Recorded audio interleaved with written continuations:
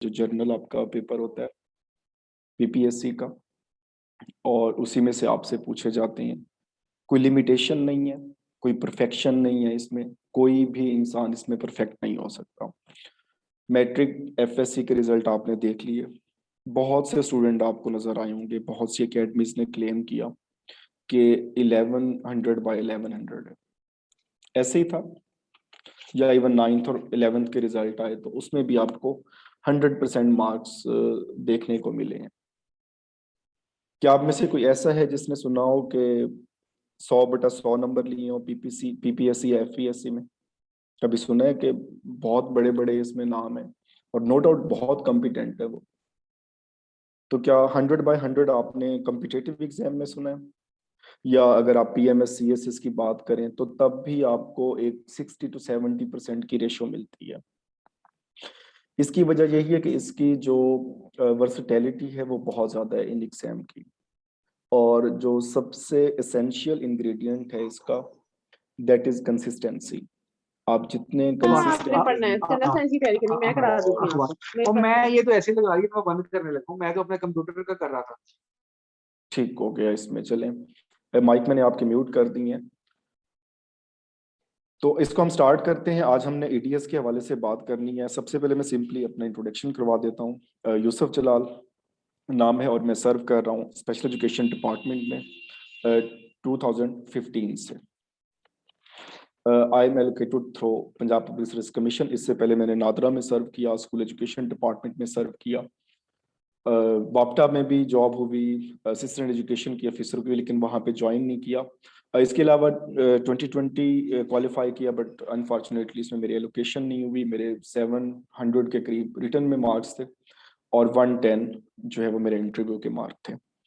और अगर इसके अलावा अगर लिस्ट देखें तो एक लॉन्ग जर्नी है। बहुत से एग्जाम पास हुए, लेकिन शायद उससे कहीं ज़्यादा 3 गुना या 4 गुना फेल भी हुए हैं।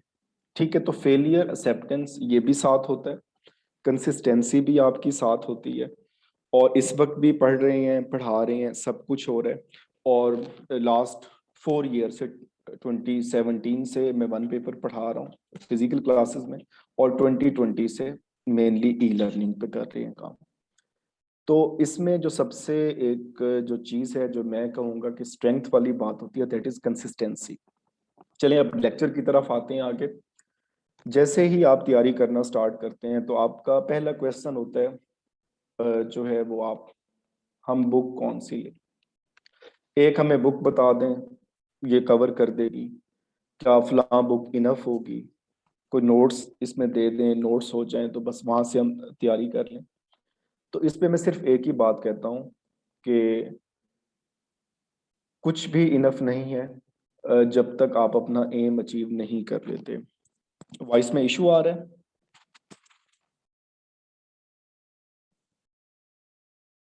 ये एक्टिव रहें और जरा मैसेज जल्दी किया करें इसमें जब कोई बात पूछी जाए इसमें। ठीक हो गया।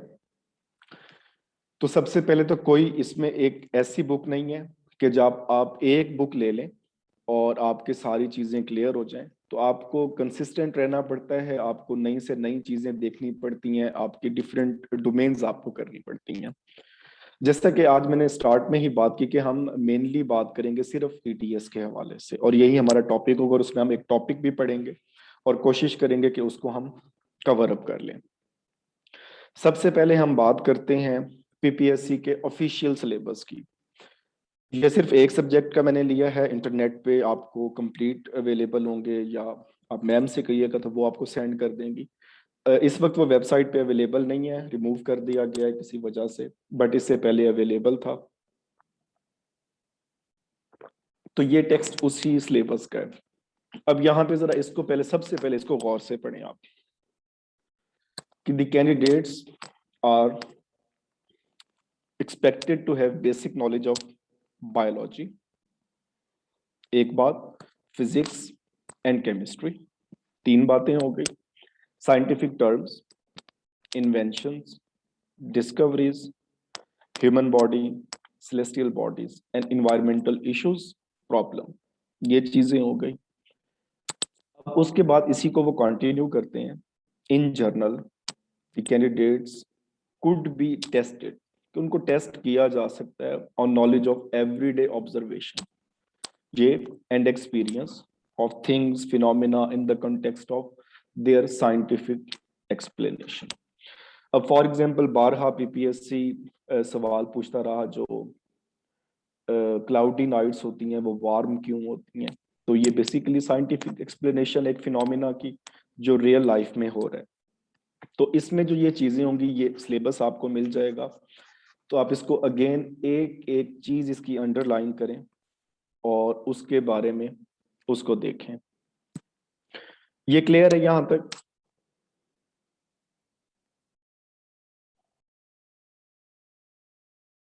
ये ऑफिशियल सिलेबस की सिर्फ बात की है, ठीक हो गया।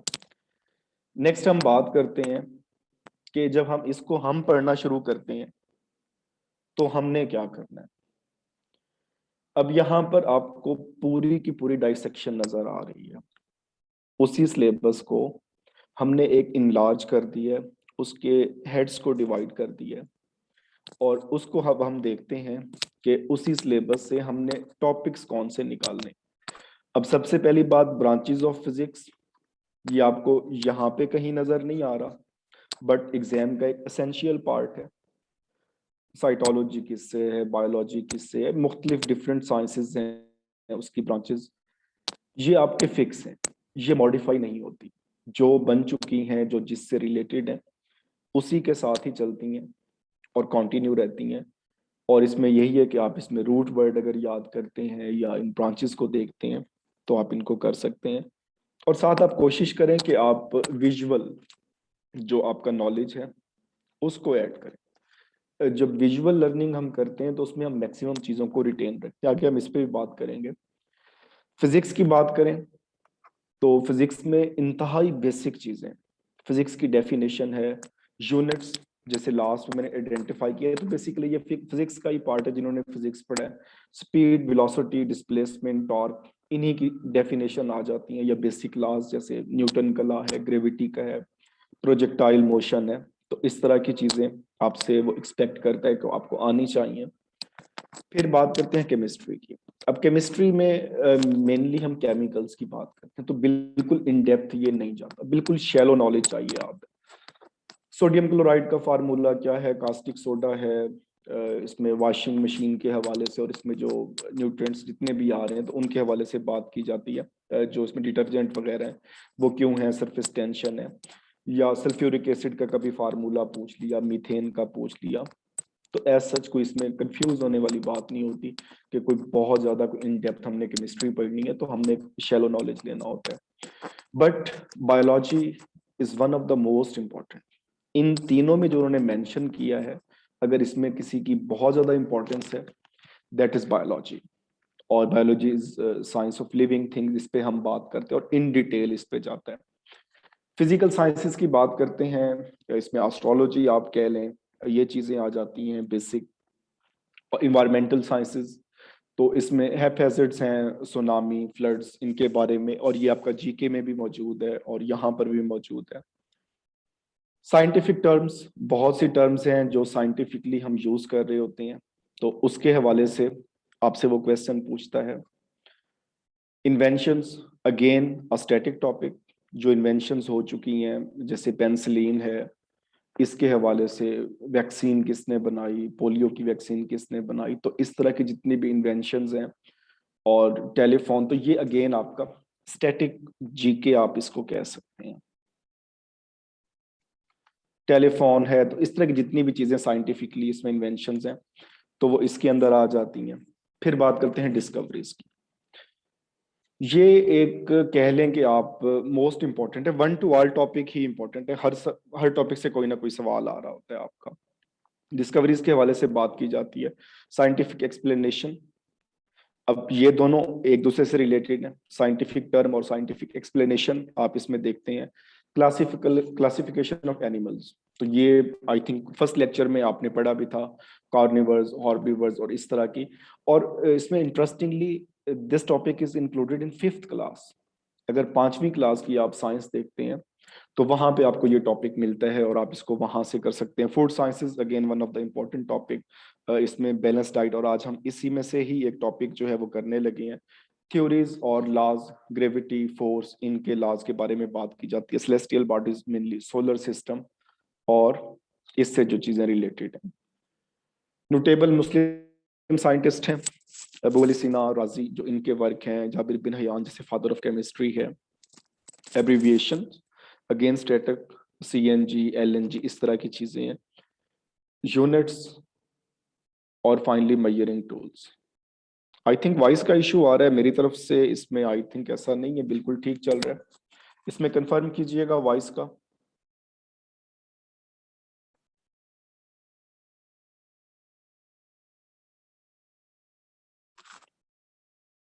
ठीक हो गया, चलें जी। तो अब ये इसमें अगर आपको ये समझ आया कि सिलेबस की डाइसेक्शन आपने कैसे करनी है, कि आपने एवरीडे साइंस में बेसिकली टॉपिक पढ़ने कौन कौन से होते हैं। ठीक हो गया।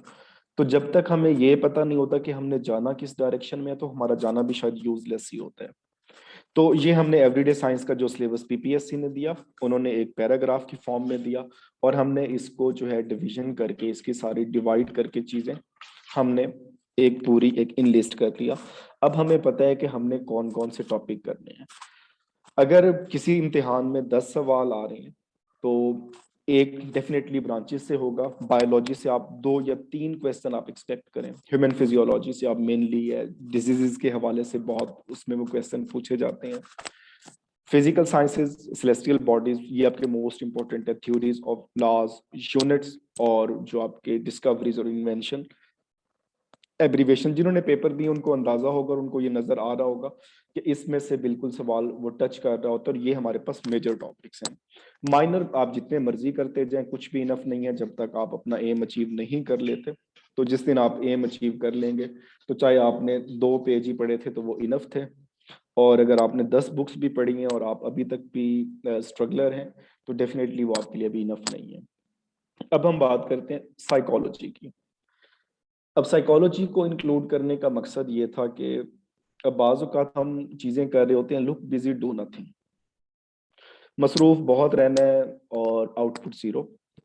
उस पे साइकोलॉजी में हम 2 चीज़ों को डिस्कस करते हैं, short term memory and long term memory. Long term memory ऐसी है जो हम एक मैक्सिमम टाइम के लिए रिटेन रखते हैं, और शॉर्ट टाइम हम पढ़ते हैं और उसको भूल जाते हैं कुछ ही सेकंड में, और फिर हमें वो याद नहीं रहती। अब इसमें एक प्रोसेस है कि जिसमें हम शॉर्ट टर्म मेमोरी को लॉन्ग टर्म में स्टोर करते जाते हैं। हम किस तरह से चीज़ों को मैक्सिमम कर सकते हैं, इसमें 2 मेथड मेनली आपने पहले भी सुने होंगे। तो ये बेसिकली साइकोलॉजी के टॉपिक हैं। सबसे पहले है चंकिंग का टॉपिक। आप सब ने अपने अपने मोबाइल नंबर को रिकॉल करें। फॉर एग्जांपल मैं एक डमी नंबर यहाँ पर लिखता हूँ, 0300 1 2 3 4 5 6 और 7। इस नंबर को आप कैसे याद रख सकते हैं? अगर आप इजी वे में, अगर आप देख रहे हैं यहाँ पे और आप इस नंबर को याद करना चाहते हैं, किसी पर्सन का ये नंबर एक डमी नंबर है, अगर किसी का ये नंबर है, इसको हम कैसे याद करेंगे जी? 0300 1 2 3 4 5 6 7, बिल्कुल ईजी है और ये बिल्कुल रिटेन रहेगा। जैसे मैंने आपको ये मिसाल दी है, तो अगर आपसे मैं 6 महीने बाद भी एग्जाम्पल पूछूं कि मैंने कौन सा नंबर लिखा था, तो आपको डेफिनेटली याद होगा। और अगर इसी के साथ ही आप जो कमेंट सेक्शन में देखें, आप सब देख रहे होंगे, अगर वहां पे एकेडमी का नंबर आ रहा है तो वो आपको जबानी नहीं आता, क्योंकि आपने उसकी चंकिंग ही नहीं की। इसको हमने क्या किया कि हमने इसको एक ऐसा पैटर्न बना लिया। अब इसको हम कभी भी 1000, 10,000, लाख, 10 लाख में बात नहीं करेंगे जी इतने लाख, इतना मेरा ये नंबर है। तो हम नंबर हमेशा पार्ट्स में डिवाइड करते हैं। कोई और नंबर, अपना नंबर सोचें तो आपने भी डिजिट्स में उसको किया होगा। तो ये 65 है, 76 है, 92, 95, जो भी है। तो और गोल्डन नंबर क्यों महंगे होते हैं? उनकी चंकिंग इजी हो जाती है। तो एक टॉपिक हमारे पास आता है चंकिंग का, और डेफिनेटली दूसरा टॉपिक हमारे पास है निमोनिक्स, जिसमें हम चीजों को अपने साथ अटैच करना शुरू कर देते हैं। हम चीजों की एक रिहर्सल करते हैं बार बार, और उन चीजों को रिलेट करते हैं रियल लाइफ से, उसका एकेडमिक से कोई ताल्लुक नहीं होता, और फिर हम उसको याद रखते हैं और वो भी हम लंबे अरसे तक याद रख सकते हैं। फॉर एग्जाम्पल, जस्ट मैं आपको एक एग्जाम्पल देता हूँ।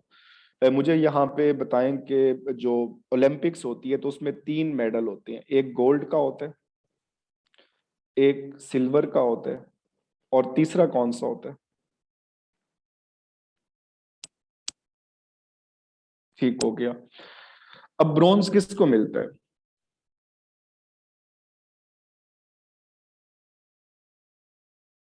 अब जो सबसे टॉप पे आया है उसको तो गोल्ड मिल गया, जो सेकंड पे आया है वो गोल्ड मिल गया, मतलब सबसे लोएस्ट पोजीशन है उसकी बात कर रहे हैं।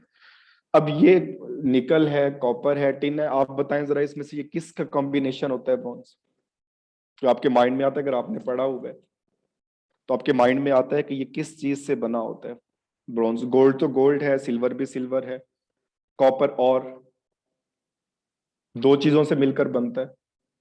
अब देखें, जिंक जिंक और ये ब्रास बनता है, टिन अलॉय। अच्छा, ये बना होता है टिन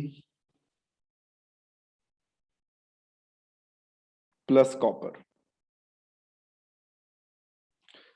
अगर मैं टी और सी को ले लूं तो बनता है टीसी। एक टीसी आप लेते हैं, टेक केयर, ठीक है। मैसेज में आप एब्रीवेशन यूज करते हैं, मैसेज करते हैं किसी को तो आप उसमें लिख देते हैं टीसी, इसका मतलब है जी टेक केयर। दूसरे टीसी को आप किस सेंस में लेते हैं? जो टीसी करना कहलाता है उसको किस सेंस में लिया जाता है, पॉजिटिव या नेगेटिव?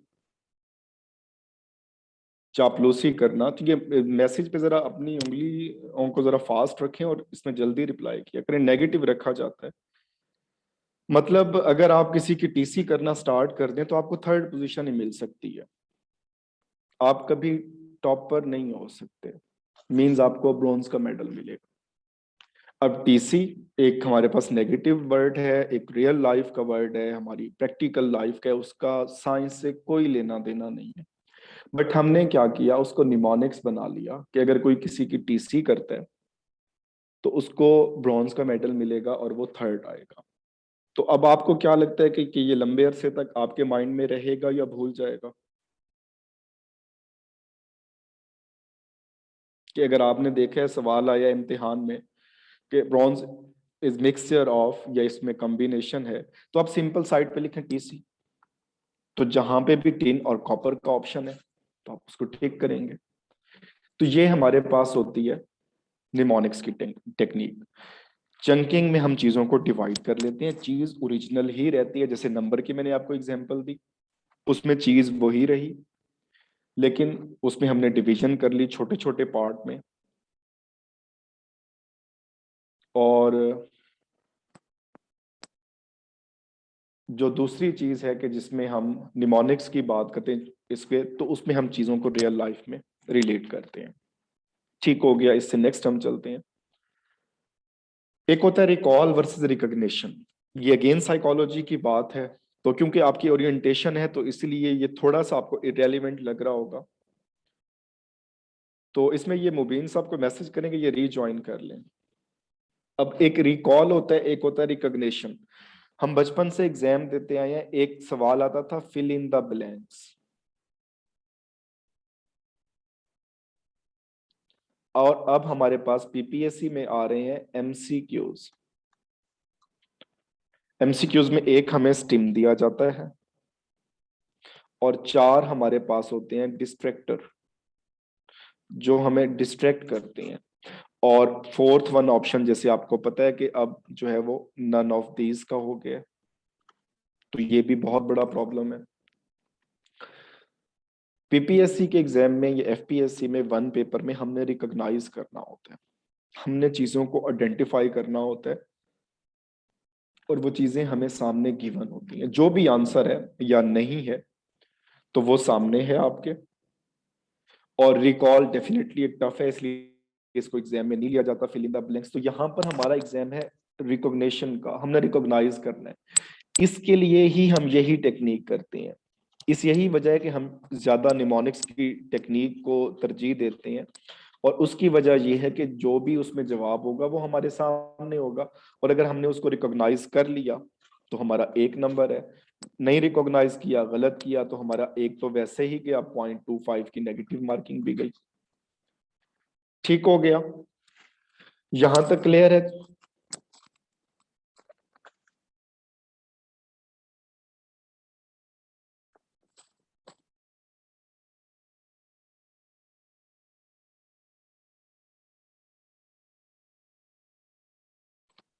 ठीक हो गया। चलिए आ जाते हैं हम अपने टॉपिक की तरफ। जो हमने एक टॉपिक डिस्कस करना है, बैलेंस डाइट। तो ये जैसे मैंने पहले आपको इनलिस्ट किए थे टॉपिक, उसमें से ये फूड साइंसेस का टॉपिक है। और सबसे पहले तो बैलेंस डाइट की वो डेफिनेशन बाज़ औक़ात पूछ लेता है, लेकिन ये टू सिंपल है। जैसे आजकल के सिनेरियो में हम एक्सपेक्ट नहीं कर सकते कि वो बैलेंस डाइट को टच करे, लेकिन फिर भी इसमें हमें इसमें डेफिनेशन पता होगी। सिंपल डाइट एक खाना है हमारा, contains proper properties of classes of food necessary to maintain health, good health. हमें एक सेहतमंद जिंदगी के लिए जो जरूरी है, जिसमें प्रॉपर न्यूट्रिशन होने चाहिए और जितनी भी चीजें हैं तो वो एक प्रॉपर उसमें मौजूद है क्वांटिटी में, तो हम उसको बैलेंस डाइट कहते हैं। तो ये एक सिंपल सा डेफिनेशन इसका आता है। अच्छा, मुझे ये बताएं कि जब हम फूड को मेजर किस में करते हैं, फूड का मेजरिंग यूनिट क्या है?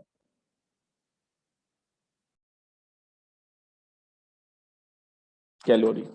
ठीक है, तो डेफिनेटली जो डाइटिंग कर रहे होते हैं तो आप उनसे बहुत सुनते हैं कि जी इतनी कैलोरीज लेनी है, इतनी कैलोरीज बर्न करनी है, या जिम करते हैं तो जी मैंने इतनी कैलोरीज बर्न कर ली, रनिंग कर रही है।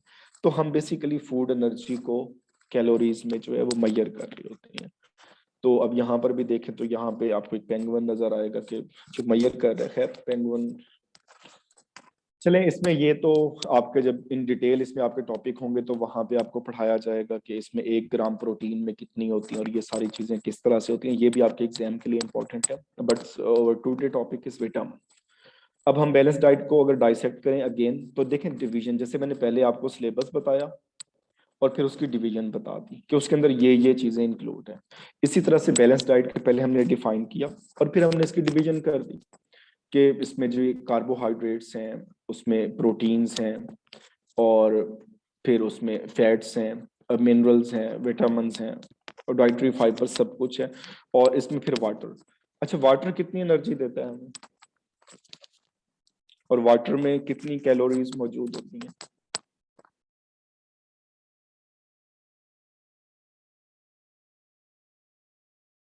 No energy, no calories, but essential for life.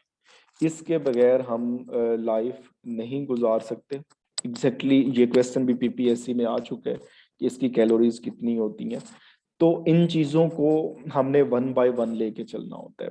अब बात करते हैं हम विटामिन की, आज के टॉपिक की। अब सबसे पहले बात हम करें उसकी डेफिनेशन की, तो ये ऑर्गेनिक केमिकल है। और ये सवाल, अब यहाँ से हम सवाल निकाल सकते हैं कि ये किस तरह का केमिकल है। एग्जैक्टली एसेंशियल है हमारे पास, और केमिकल कंपाउंड्स है which can not be synthesized by the human body. अब यहाँ पर देखें, जब मैंने आपको पूरी डेफिनेशन एक बात की है कि vitamins are organic chemical compounds which can not be synthesized by the human body. अब यहाँ से अगर हम क्वेश्चन पेपर बनाना बैठते हैं तो हम क्या कुछ कर सकते हैं। मैं पूरा फिक्रा लिखता हूँ, मैं विटामिन्स को स्किप कर देता हूँ। पूरी डेफिनेशन लिखी हुई ऐसी कौन सी चीज है जो ऑर्गेनिक केमिकल कंपाउंड है बट उसको बॉडी सिंथेसाइज नहीं करती, तो वो विटामिन्स होंगे, उसमें कार्बोहाइड्रेट्स, प्रोटीन, सारी चीजें आ जाएंगी ऑप्शंस में। विटामिन्स को ऐसे ही रहने देते हैं और हम आगे जो इसकी चीजें हैं उनकी बात कर लेते हैं। ये कंपाउंड किस तरह के हैं, ये सवाल आपका बन सकता है। इसको बॉडी सिंथेसाइज नहीं कर सकती तो हम इस पे क्वेश्चन की बात कर सकते हैं। Each and everything is important and must be obtained through the diet, और इनको हमेशा हम डाइट के जरिए ही लेते हैं। अब नेचुरल कंपोनेंट ऑफ फूड है, इनको हम डाइट के जरिए हमने लेने होते हैं, required only in small amount. अब ये इसकी बहुत इंपॉर्टेंट है कि ये हमने बहुत एक्सेसिव जो है क्वांटिटी इनकी नहीं लेनी होती, हमें बहुत एक स्मॉल अमाउंट चाहिए होती है। और नॉर्मल ग्रोथ एंड डेवलपमेंट के लिए विटामिन बहुत जरूरी है, और इनकी डेफिशिएंसी से बहुत सी बीमारीज हो सकती हैं, बीमारियां हो सकती हैं, और वही मेनली एग्जामिनर का एक आप कह सकते हैं कि एक एरिया ऑफ इंटरेस्ट है। अगर हम इसकी हिस्ट्री देखें तो सबसे पहले 1880 में इसको डिस्कवर किया जाता है। अब ये इन्वेंशन तो नहीं होगी, ये पहले से मौजूद है, इसकी डिस्कवरी हुई। और वो डिस्कवरी जस्ट ये रिलेटेड थी कि दूध में कुछ सस्पेंशन है, कुछ इसके अंदर कुछ और चीजें भी हैं, मतलब कोई इसको केमिकली इसको कैटेगराइज नहीं किया गया, सिर्फ ये आइडेंटिफाई हुआ कि कुछ चीजों में जो है वो एडिशनल चीजें मौजूद हैं। बट 1906 इसमें जो हॉपकिंस साहब थे, इन्होंने कहा कि इसके अंदर जो एलिमेंट्स हैं वो बहुत ज़रूरी हैं लाइफ के लिए, असेंशियल हैं, अगर हम इनको नहीं लेते तो हमें डिफरेंट डिजीजेस हो सकती हैं। कोई क्लासिफिकेशन नहीं है, कोई नेमिंग नहीं है, कोई लेबलिंग नहीं है, सिर्फ एक आइडेंटिफिकेशन, एक डिस्कवरीज है। और फाइनली 1912 इसमें फंक साहब ने इनको नाम दे दिया विटामिन्स का। जी जी, ये जो पार्टिकल्स हैं या जो इसमें एलिमेंट्स हैं, तो इनको हम विटामिन का नाम देते हैं। तो अब अर्ली डिस्कवरी की बात करें तो 1880 एसेंशियल है हमारे फूड में, हमारी बॉडी के लिए 1906, और फाइनली फंक ने नाम दिया इनको विटामिन्स का 1912 में। तो ये तो हो गई कुछ इसकी अर्ली हिस्ट्री के बारे में। फिर हम बात करते हैं जी टाइप्स ऑफ विटामिन्स। इनको हम दो कैटेगरीज में डिवाइड कर लेते हैं। First of all fat soluble, second number पे वाटर सोलुबल। तो अब इसकी अगर हम बात करें फैट सोलुबल की और वाटर सोलुबल की, अब देखने में तो बहुत इजी है जी, ए डी ई के ये फैट सोलुबल है, सी एंड बी जो है वो वाटर सोलुबल है। अब इसमें कोई इशू नहीं, हमने देख लिया, हमने पढ़ लिया, बस ये याद हो गए।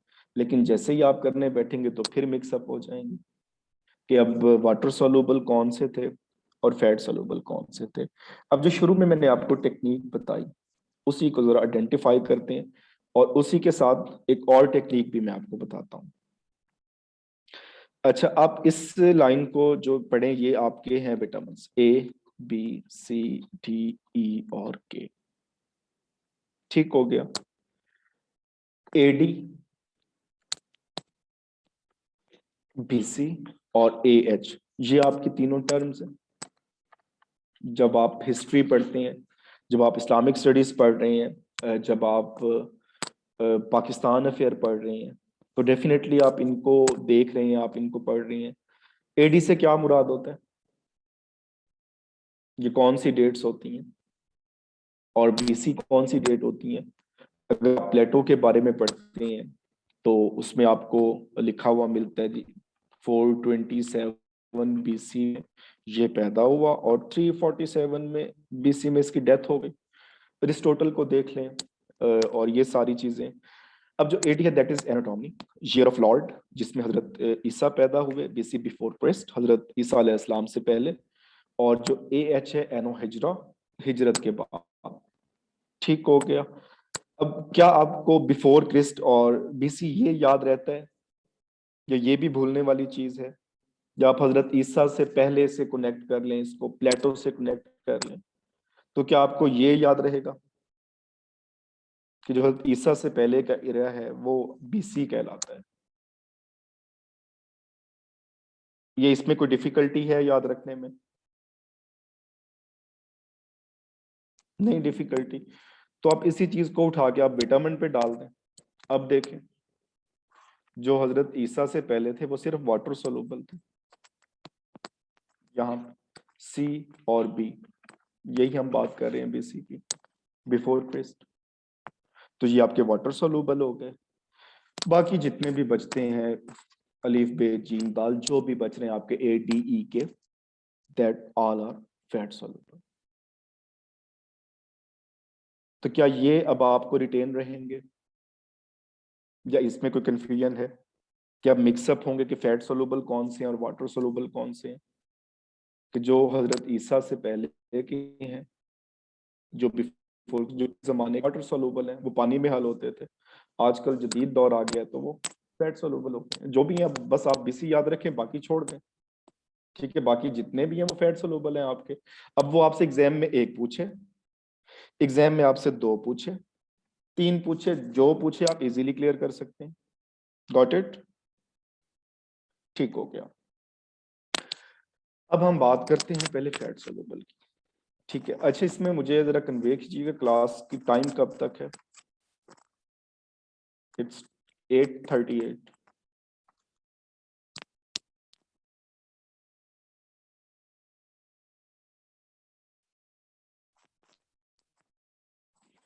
अच्छा, अब हम बात करते हैं जो है वो फैट सोल्यूबल्स की, ए, डी, ई और के। अब आपने दोनों को याद नहीं रखना, आपने सिर्फ एक को याद रखना है, दैट आर वाटर सोल्यूबल। और वो कौन से हैं? जो प्लेटो के ज़माने के हैं, जो यूनान के ज़माने के हैं, बड़े कदीम हैं, और वो पानी भी बहुत कदीम है। और सारी चीज़ें आप उससे रिलेट करें, बाकी चीज़ें भूल जाएं, बाकी हो जाती हैं।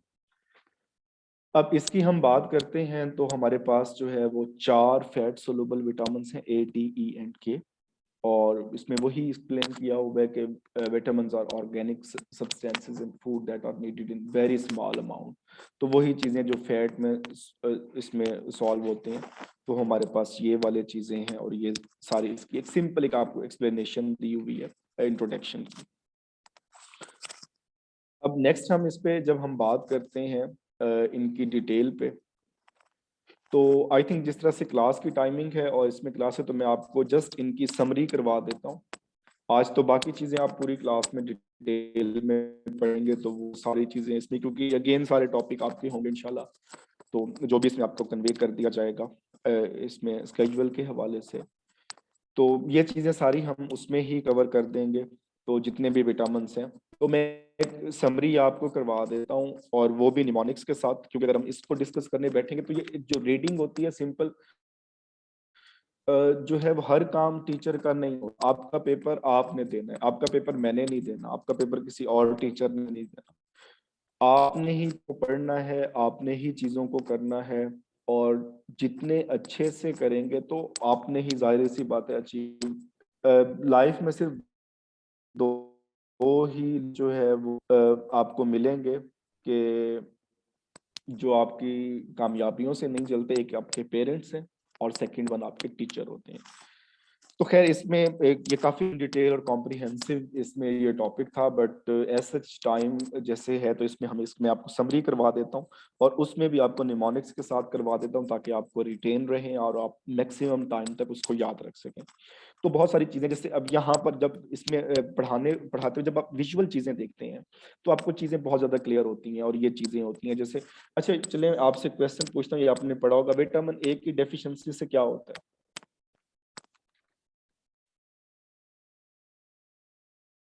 अगर विटामिन ए की डेफिशिएंसी हो किसी आदमी में,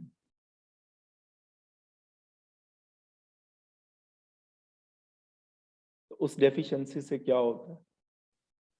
नाइट ब्लाइंडनेस, एग्जैक्टली। अब जैसे यहाँ पर इस पिक्चर में देखें, अब इस पिक्चर में थोड़ी सी खौफनाक है, चलो चूहे हैं कोई बात नहीं। तो क्योंकि एक्सपेरिमेंट के लिए हम एनिमल्स को ही यूज करते हैं, लाइफ थ्रेट्स की वजह से, ह्यूमन डिग्निटी की वजह से, और इन पे एक्सपेरिमेंट किए जाते हैं। अब यहाँ पर इन्होंने एक जो है वो रैट को जो था उसको विटामिन ए से दूर रखा, और जो दूसरा था उसके डाइट में विटामिन ए की कोई कमी नहीं रखी गई, और प्रॉपर जो है वो डाइट लेता रहा। तो यहाँ पर देखें तो इसमें जो है वो आईज का इसका जो इशू है, और ये ड्राइनेस और सॉरनेस हुई, और जो लेटर जो है वो नाइट ब्लाइंडनेस की तरफ जाती है। और नाइट ब्लाइंडनेस किस में कॉमन होता है, मेल में या फीमेल में? और कलर ब्लाइंडनेस, तो ये सवाल खैर इसमें अलग एक पर्सपेक्टिव में है। ये मेल में होता है, और फीमेल में जैसे कलर ब्लाइंडनेस है, तो ये फीमेल में बहुत कम होती है। ये थोड़ा, चलो इससे हट होके हो गया। अब जैसे इसकी बात करते हैं, इसलिए चलो थोड़ी थोड़ी जो बातें इसमें मैं करते हुए, बाकी इन डिटेल तो आपका बाद में हो जाएगा। अब जैसे ये विटामिन डी है, तो आपको जरा सूरज बड़ा चमकता हुआ नजर आ रहा है, तो विटामिन डी हमें कहाँ से मिलता है? सबसे पहले इसकी सोर्स की बात कर लेते हैं। अब जो है ये हमें सूरज से मिल रहा है, इसमें इससे जो जरूरी है, अब यहाँ पर देखें, एक हैंड इन हैंड है। तो एक हमारे पास विटामिन डी है, और दूसरा हमारे पास कैल्शियम है। और विटामिन डी अकेला कभी काम नहीं करता, ठीक है। Vitamin D works hand in hand with calcium, neither can work alone. और ये जब तक इसका साथी इसको नहीं मिलेगा, तो डेफिनेटली ये वर्क नहीं करेगा। तो इसलिए कैल्शियम भी बहुत जरूरी होता है। तो ये सोर्सेज की बात करें तो ये काफी इन डिटेल है, और ये विजुअल जो होता है उससे हम मैक्सिमम लर्न करते हैं जब हम विजुअल चीजें देखते हैं। तो इसको मैं जल्दी जल्दी वाइंड अप इसलिए कर रहा हूँ कि ताकि आपके जो लास्ट पे क्वेश्चंस हों तो उनको भी आंसर कर सकें। और आज जो इसका विटामिन वाला टॉपिक है इसको भी मैं थोड़ा थोड़ा सा कुछ किसी हद तक वाइंड अप कर दूं।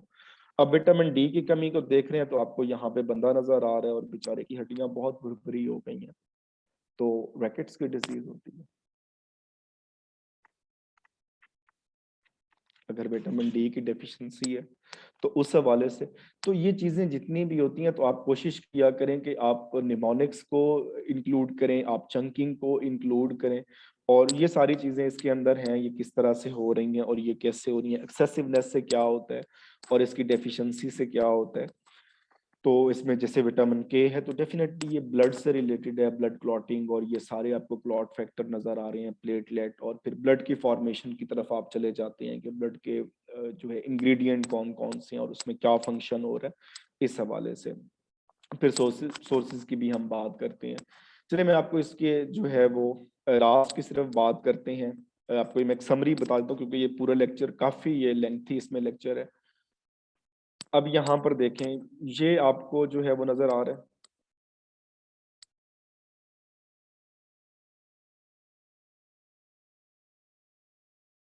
ठीक है। Vitamin C is one of the most important in perspective of examination. Exam में अगर विटामिन में से कहीं वो सवाल पूछेगा तो अगर वो एक सवाल लेना चाह रहा है तो वो विटामिन सी को प्रेफर करेगा और इसी को ही वो लेके चलेंगे। इसमें ये इसमें कॉनोटेशन इसमें कहाँ से ऑफ होती है, चलें खैर चलें। अब इसमें अगर विटामिन सी की बात करें सबसे पहले इसके नाम का पूछ लेते हैं कि vitamin C is also called, या ascorbic acid is also vitamin C, B, D, इससे रिलेट करता है। और इसमें जो है वो आप इसको रिलेट कर सकते हैं एसी से, आप असिस्टेंट कमिश्नर करें या एयर कंडीशन करें, जो भी आपको इजी लगे। तो vitamin C is related to ascorbic acid. Function इसका वही है, इम्यून सिस्टम को है, गम्स को हेल्दी बनाना, रिपेयर बोन्स, ब्लड टिश्यूज। और ये आपका लीस्ट इंपॉर्टेंट जो है वो आप कह सकते हैं इसके फंक्शन वाला जो पार्ट है, क्योंकि इनके फंक्शन मेनली कलेक्टिव होते हैं। विटामिन बहुत सारी और चीजों के साथ मिलके उसमें काम कर रहे होते हैं, तो जिसकी वजह से इसको पूछना कंफ्यूजन क्रिएट कर सकता है। अब वो टारगेट क्या चीज करता है, वो टारगेट करता है डेफिशिएंसी को। ये एक विटामिन की उसी से रिलेटेड है। स्कर्वी है तो ये विटामिन सी की वजह से होगी, ड्राई स्किन है तो ये मोस्ट इंपॉर्टेंट है, स्किन रिलेटेड विटामिन सी की वजह से हो रही होगी। अब इसमें सिट्रस फ्रूट्स ये कौन से हैं, इनको जरा सर्च आउट करें खुद, तो हर चीज भी टीचर ने नहीं बतानी तो ना उस पर रिलाई किया करें। स्ट्रॉबेरीज हैं, टोमेटोज हैं, पीपर्स हैं, तो इनके हवाले से है। लेमन, ऑरेंज, इनकी बात करें, गावा, ये सबसे एक जो है वो आप रिपीटेड क्वेश्चन कह सकते हैं कि rich in source of vitamin A, B, C और डी। तो ये विटामिन सी में जो है वो रिच होता है और इसमें इवन के ऑरेंज से भी ज्यादा पाई जाती है। विटामिन बी में जो मोस्ट इंपॉर्टेंट होता है वो है इसके नाम। ये चीजें भी आप देखें, जैसे ये beri beri vitamin B one की डेफिशिएंसी की वजह से सिर्फ ये एक पूछता है, और बाकी जितने भी होते हैं उनके वो नेम्स को टारगेट करता है कि बी1 क्या कहलाता है, बी2 क्या कहलाता है, बी3 क्या है, और मोस्ट इंपॉर्टेंट एंड रिपीटेड बी6, मसल वीकनेस और स्किन इरिटेशन। अब यहाँ पर देखें तो स्किन इरिटेशन को कभी विटामिन सी के साथ मिक्सअप करके नहीं पूछेगा। और शॉर्ट टर्म मेमोरी लॉस जो भूल जाते हैं तो उनके हवाले से। और pyridoxine, one of the most repeated question आप इसको कह सकते हैं। इसी तरह से बी12 है, बी7, बी6, ये इस तरह से हैं और ये किस तरह से ये वर्क कर रहे होते हैं और फंक्शन कर रहे होते हैं। और विटामिन जो फैट सोलुबल है उनकी बात करें तो विटामिन ए, जैसे नाइट ब्लाइंडनेस या ब्लाइंडनेस को हमने डिस्कस किया इसके हवाले से। और सोर्सेज जो है वो dark green vegetables, broccoli, carrots, इनके हवाले से वो पूछता है डी। रिकेट्स, बोन से रिलेटेड जितने भी हैं जो है बोन का उसमें कमजोर हो जाना, इन चीजों को करता है। और फिश के जो आइटम्स हैं जो हमारे पास मिलते हैं, तो उनको मेनली ये इससे कवर अप किया जा सकता है, और नेचुरली हम इसको सनलाइट से लेते हैं। विटामिन ई के बारे में वो पूछता है इसमें, और विजन प्रॉब्लम है, मैस्कुलर वीकनेस, इस तरह की चीजें हो रही हैं, और एक्सेसिव अगर होगा तब क्या होगा, और हम इसको कैसे, जैसे एग यॉल्स हैं, वीट और प्लांट ऑयल, इनसे हम हासिल कर रहे होते हैं। विटामिन के ये ब्लड से रिलेटेड है, और ब्लड क्लॉटिंग में जो है वो उसकी बात कर रहा होता है, और जब ये इसकी डेफिशिएंसी होगी तो वहां पे ब्लड क्लॉटिंग स्टार्ट हो जाएगी। इसके लिए भी हम dark green vegetable, leafy vegetable, और इनको जो है वो हम लेते हैं। तो इसको वाइंड अप जल्दी करने का मकसद ये था कि पहले तो सबसे पहले आपको जो है वो सिलेबस की जो है वो डाइसेक्शन बतानी थी, और दूसरा आपको एक मेनली जो है वो चंकिंग और निमोनिक्स की बात करनी थी, और थर्ड वन जो था वो आपके क्वेश्चन आंसर थे। इसमें मैं आपके माइक्स जो है वो ऑन कर रहा हूँ, और इसमें जो आपके क्वेश्चन हो आप इसमें से जनरल क्वेश्चन भी पूछ सकते हैं, और कोई और क्वेश्चन है तो आप तैयारी के हवाले से पूछ सकते हैं। मैसेज कर दें आप इसमें माइक ऑन करके पूछ लें, जो आपको इजी लगे आप उसकी बात करें। और अगर इन डिटेल बात करें तो ये लेक्चर काफ़ी इसमें मतलब चीज़ें इंक्लूडेड थी, और प्लान भी थी, बट एज सच टाइम इस तरह से है तो इसको हम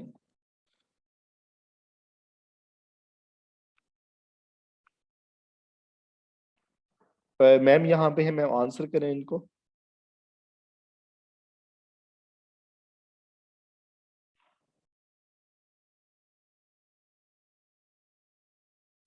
जी जुबैर अशरफ, आप सवाल पूछें। सर मेरा सवाल ये था कि पीपीएससी के सिलेबस में इसकी कितना पोर्शन होता है परसेंटेज वाइज जनरल साइंस का?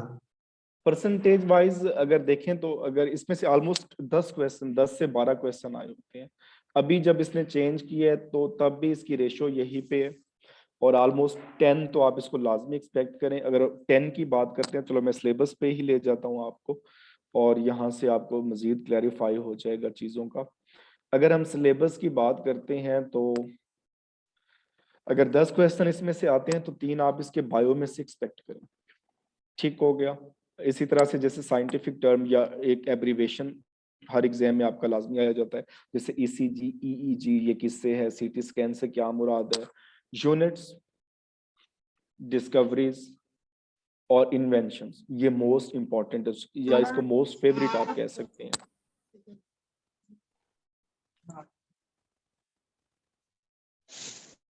जी तारिक साहब पूछें आप सवाल।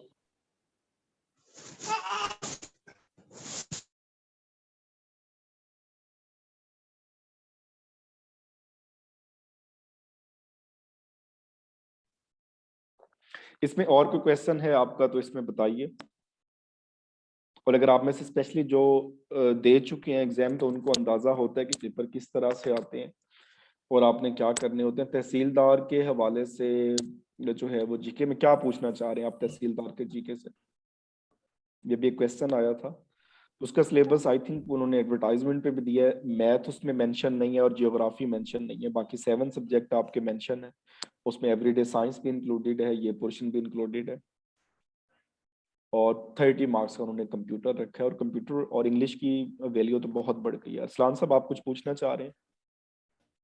जी सर। वालेकुम सलाम। सर मैं ये पूछना चाहता था, अभी आपने जो टॉपिक पढ़ाया है विटामिन का, जो ब्रीफ इंट्रोडक्शन दी है, तो सर ये हमारी बॉडी में जो विटामिन के है, डी है, अकॉर्डिंग टू डेफिनेशन अगर देखा जाए तो उसमें ये हमने पढ़ा है कि ये प्रोड्यूस सिंथेसाइज नहीं होता बॉडी के अंदर। तो सर ये हमारी बॉडी के अंदर जो इंटेस्टाइनल बैक्टीरिया होता है ये विटामिन के को सिंथेसाइज करता है। इसी तरह अगर हम धूप वगैरह में जाते हैं तो विटामिन डी की कोलिकैल्सिफ्लोर के नाम से एक्टिवेशन स्टार्ट हो जाती है, बनना शुरू हो जाता है। तो सर इसको जरा काइंडली ब्रीफ कर दें। Thank you. अच्छा, इसमें ये होता है जैसे इसमें कुछ ऐसी चीजें होती हैं जो बॉडी के अंदर ही प्रोड्यूस हो रही है, हमें कुछ एक्सटर्नल करने की जरूरत नहीं होती, ठीक है। अब जैसे विटामिन डी जैसे आप कह रहे हैं सिंथेसाइज होगा, तो आएगा कहाँ से? कोई सोर्स भी तो होगा ना उसका, या तो आपका एक्सपोजर होगा सनलाइट की तरफ,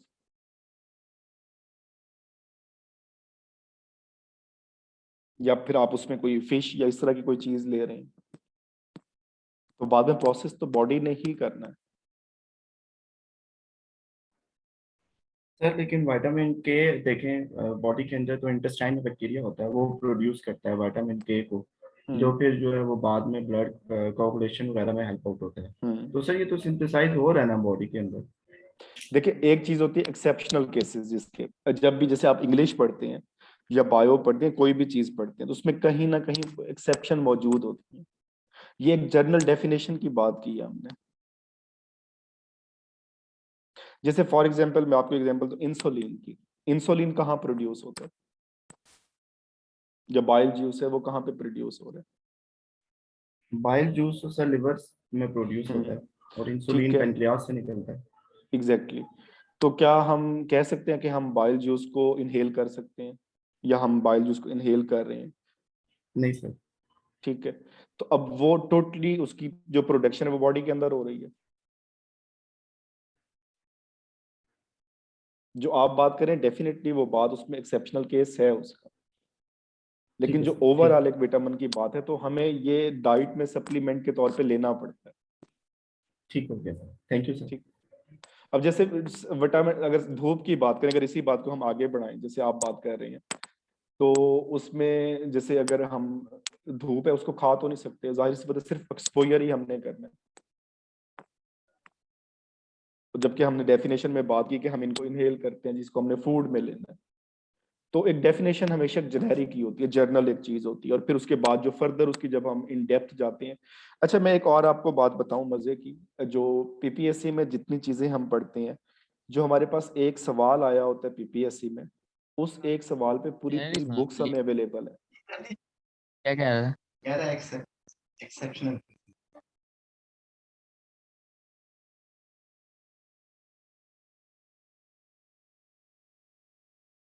और इसमें मजीद कोई किसी का क्वेश्चन हो?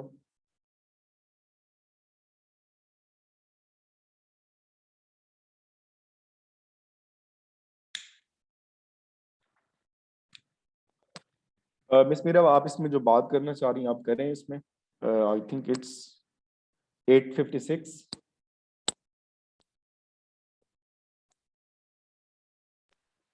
जी thank you so much sir. अच्छा स्टूडेंट्स, ये हमारा जो है 5th बैच का 3rd डेमो लेक्चर था, ठीक है। तो आप में से जिन बच्चों ने रजिस्ट्रेशन करवानी है वो कॉन्टैक्ट नंबर मैंने चैट बॉक्स में शेयर किया, वहाँ कॉन्टैक्ट करके रजिस्ट्रेशन करवा लें। और नेक्स्ट 2 डेज भी हमारी फ्री डेमो क्लासेस है, तो आप ज्वाइन करना चाहें तो वो भी कर सकते हैं।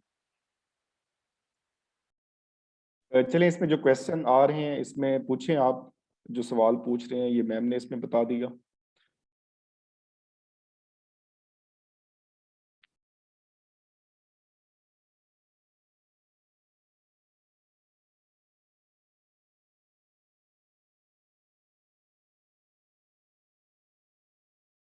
इसमें एक सवाल आया था प्रिपरेशन का मेथड। अच्छा देखिए, ये जितने भी फिनोमिनाज हैं वो हमारी रियल लाइफ से रिलेटेड हैं, ठीक है। रिकमेंडेड बुक्स में जो है, मैं सिंपल अभी आपको बताऊं, जो बुक वैसे आजकल मैं रीड कर रहा था एवरीडे साइंस के लिए, दैट इज स्मार्ट स्टडी। आप में से शायद किसी ने परचेज की है smart study series by Karwan. ये बिल्कुल न्यू आई है मिस्टर मिस्टर सुभान की। तो बट इसमें जो था वो जस्ट कॉपी पेस्ट था। आई थिंक 77 पेजेस हैं ईडीएस के, और 62 63 तक मैंने इसे पढ़ा है आज, और इसमें ऐसा कुछ न्यू नहीं मिला।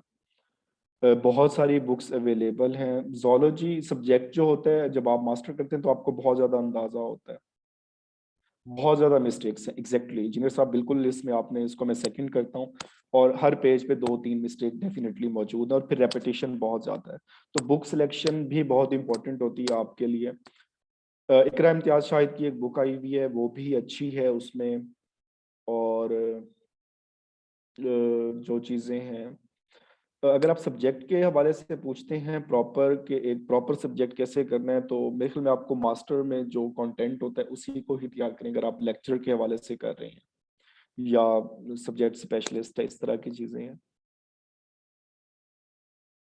बेसिक कॉन्सेप्ट हमने करने होते हैं फिजिक्स केमिस्ट्री मैथ के, सिर्फ बेसिक कॉन्सेप्ट करने हैं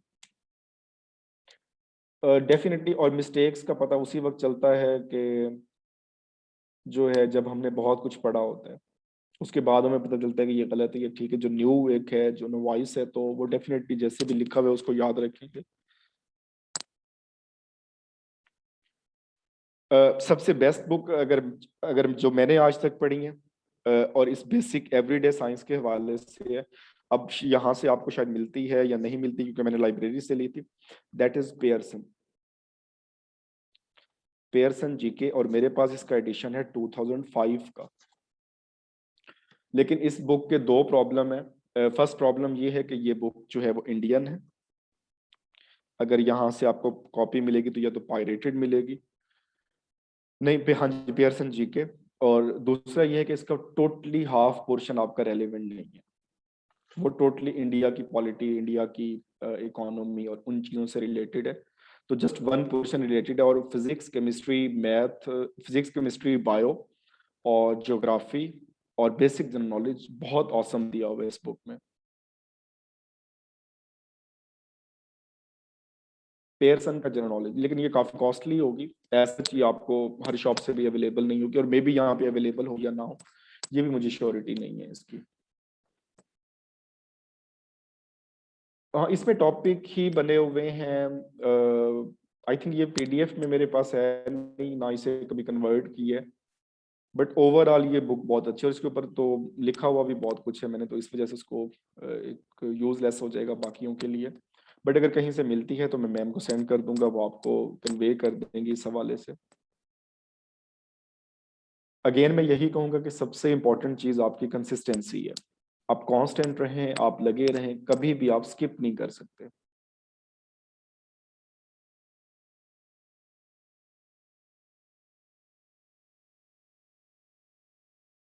हाँ जी इंजीनियर साहब मुझे पहले से जानते हैं, चले मुझे लग रहा था कोई ना कोई तो जानता ही हो।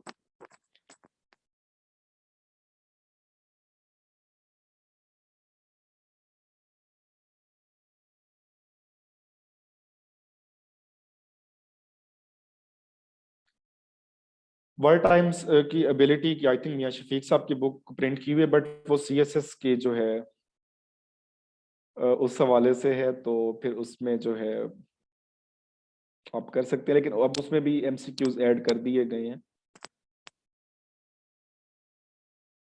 अब पाकिस्तान में हमारा डायलेमा है, हम खुद नहीं लिख सकते, हम कॉपी पेस्ट ही करते हैं। तो ये हमारा फैक्ट है, और ये आप सैड फैक्ट ही इसको कह सकते हैं। तो हमने यही करना होता है, और हमने मटेरियल जो है वो कॉपी पेस्ट ही करना होता है। हम अपनी रिसर्च को कॉपी पेस्ट कर रहे होते हैं, आप बुक्स की बात करते हैं, ठीक है।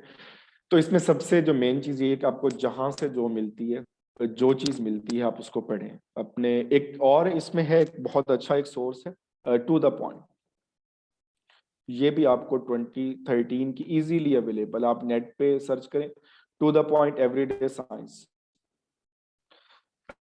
इसको ये आपको पीडीएफ में मिल जाएगी नेट से। अगर आप ये नहीं करते तो फिर आप एक और इसमें काम करें, जो है मैं आपको बताता हूँ कि अगर आप शॉर्ट टॉपिक वाइज करना चाह रहे हैं, और तो मैं यहाँ पे आपको बता देता हूँ, यहाँ पे बता देता हूँ, that is Roshan Wadhwani. CSS forum पे इनके नोट्स होंगे, और थ्रेड का नाम होगा प्लीज चेक माय नोट्स, इस हवाले से। और अगर आप कहते हैं तो मैं आपको दिखा भी देता हूँ यहाँ से, बस 1 मिनट इसमें।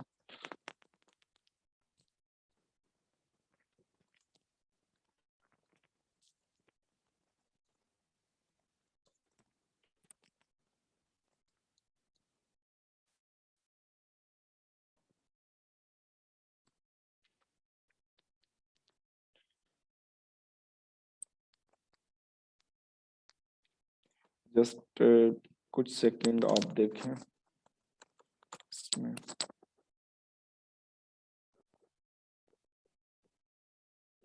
और जो टू दी पॉइंट की बुक मैंने आपको बताई है वो इसी का ही कॉपी पेस्ट है। अगर आप टॉपिक वाइज कर रहे हैं तो आप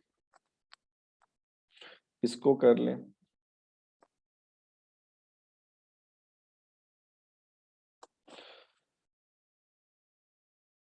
इसमें शो हो रही है आपको वेबसाइट, कंफर्म कीजिएगा।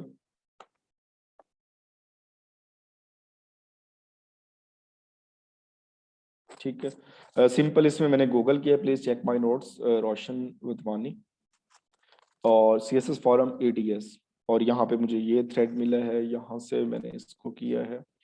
और हेयर पेज नंबर 1 और चलें खैर ये पेज नंबर 1 है।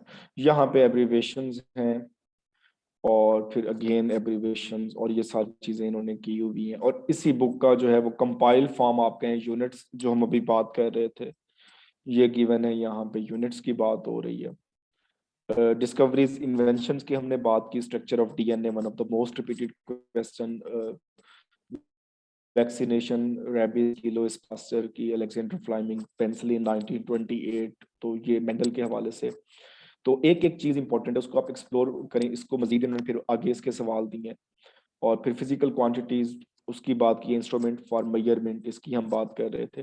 तो जितनी भी चीजें आई थिंक ये, लेकिन ये कम है, इससे ज्यादा ही आपको करनी पड़ेगी, लेकिन बेसिक काफी सारी है, ये भी ये नहीं है कि ये बहुत कम है, बट बहुत सारी इसमें ये चीजें हैं, तो आप यहाँ से भी आप देख सकते हैं। और ये सारी चीजें इसमें डाइजेशन कहाँ पे स्टार्ट होती है, मेनली कहाँ पे होती है, तो इसकी ये सारी चीजें इसमें होती हैं। ठीक है, मजीद कोई क्वेश्चन है तो इसमें बताइए। अच्छा इंजीनियर साहब, आपकी पिक्चर मैंने अब देखी, आई थिंक वहां पे शो नहीं हो रही थी, बाय मिस्टेक।